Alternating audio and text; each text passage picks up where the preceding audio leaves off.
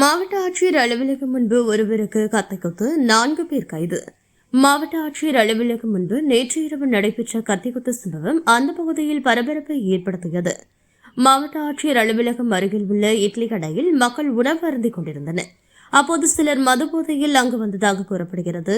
இவர்களிடையே ஏற்பட்ட வாய் தகராறு பின்னர் கடுமையான மோதலாக மாறியது. இந்த மோதலில் விஸ்வேஷ் என்ற இளைஞர் மீது கத்தியால் தாக்குதல் நடத்தப்பட்டுள்ளது.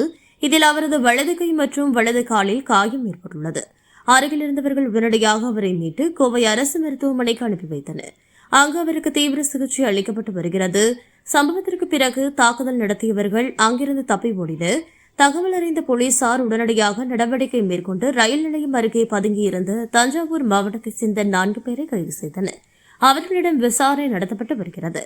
இந்த சம்பவம் குறித்து போலீசார் வழக்கு பதிவு செய்து தகராறில் ஏற்பட்ட காரணம் மற்றும் இதில் தொடர்புடைய பிற நபர்கள் குறித்து தீவிர விசாரணை மேற்கொண்டு வருகின்றனர். மாவட்ட ஆட்சியர் அலுவலகம் போன்ற பாதுகாப்பு முக்கியத்துவம் வாய்ந்த பகுதியில் இப்படியான சம்பவம் நடந்தது பொதுமக்களிடையே அதிர்ச்சியையும் அச்சத்தையும் ஏற்படுத்தியுள்ளது.